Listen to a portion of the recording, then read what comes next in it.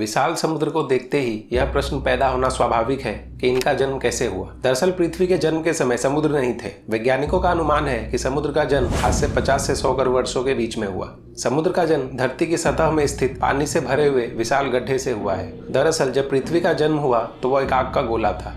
पृथ्वी फिर धीरे धीरे ठंडी होने लगी और उनके चारों तरफ गैस के बादल फैल गए। ठंडे होने पर ये बादल काफी भारी हो गए और उनमें लगातार मूसलाधार वर्षा होने लगी। पृथ्वी की सतह के गर्म होने की वजह से जो पानी बरसता था वह भाप बनकर हवा में उड़ जाता था और वायुमंडल में बादल बनकर फिर से बरसने लगता था। लाखों साल तक ऐसा ही होता रहा। जब पृथ्वी पर्याप्त ठंडी हो गई तब इस पर पड़ने वाला पानी उबल नहीं पा रहा था, लेकिन वर्षा होने का सिलसिला अभी भी जारी था। पृथ्वी के निचले हिस्सों में यह पानी भर चुका था। पानी से भरे हुए धरती की सतह विशाल गड्ढे के रूप में बाद में समुद्र कहलाए और आज भी इसकी सतह पर कई महासागर हैं। पृथ्वी की लगभग 71% की सतह समुद्र से ढकी हुई है। इसका मतलब यह हुआ कि पृथ्वी के लगभग 36 करोड़ 17 लाख और 40,000 वर्ग किलोमीटर में समुद्र है। पृथ्वी का सबसे विशाल महासागर प्रशांत महासागर है, जिसका क्षेत्रफल लगभग 16 करोड़ 62 लाख और 40,000 वर्ग किलोमीटर है। यह विश्व की सबसे बड़ी महासागरों का 46% है। प्रशांत महासागर विश्व का सबसे गहरा महासागर है। इसकी औसत गहराई लगभग 3,940 मीटर है। मैरियाना खाई में इसकी अधिकतम गहराई 10,900 मीटर है। समुद्र की गहराई नापना बच्चों का खेल नहीं है। इसे ज्ञात करने के लिए ध्वनि तरंगों का प्रयोग किया जाता है। पानी के जहाज पर एक मशीन लगा दिया जाता है जो अल्ट्रासोनिक तरंगे पैदा करती है। यह मशीन को पैथोमीटर कहते हैं। इस तरंगों को कान से नहीं सुना जा सकता। इन तरंगों को समुद्र के अंदर भेजा जाता है जो तलहटी से टकरा कर वापस आ जाती है। इन तरंगों को प्राप्त करके उनके आने और जाने में लगने वाले समय का आधा करके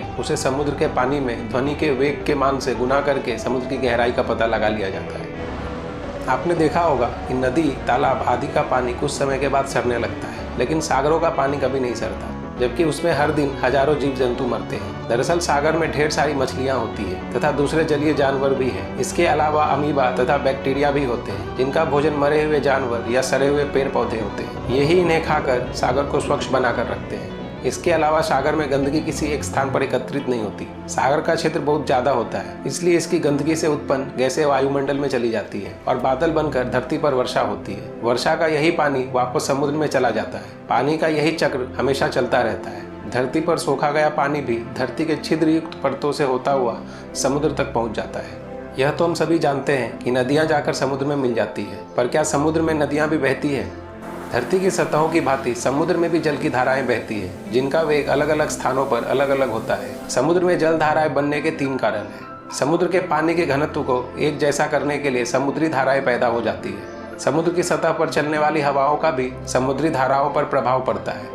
सन 1952 में प्रशांत महासागर में 90 मीटर की गहराई पर क्रोमवेल नामक धारा खोजी गई थी, जो लगभग 5,625 किलोमीटर की लंबाई और 400 मीटर की चौड़ाई की थी। यह भूमंडल रेखा के साथ साथ पूर्व की दिशा में बहती थी। क्या समुद्र के अंदर भी पहाड़ होते हैं? यह एक जिज्ञासा हो सकती है। अगर हाँ, तो इनके जन्म कैसे हुए? दरअसल समुद्र की हलचल से इन पहाड़ों का जन्म होता है। समुद्र के तल में जो ज्वालामुखी होते हैं, उनके फटने के कारण यह पहाड़ बन जाते हैं। यह बात अलग है कि पहाड़ समुद्र के अंदर ही डूबे रहते हैं, इसलिए वो ऊपर दिखाई नहीं देते। जो पहाड़ ऊपरी सतह पर आ जाते हैं उन्हें द्वीप कहा जाता है, जैसे कि हवाई द्वीप। यह भी एक अमेरिका का हिस्सा है। इसी के साथ आज के एपिसोड की समाप्ति करते हैं। अगर आपको हमारे द्वारा शेयर की गई जानकारी पसंद आती हो तो कृपया हमारे वीडियो को लाइक करें। साथ ही कमेंट के माध्यम से हमारे वीडियो के बारे में बताएं और अपने दोस्तों के साथ शेयर करें। नमस्कार।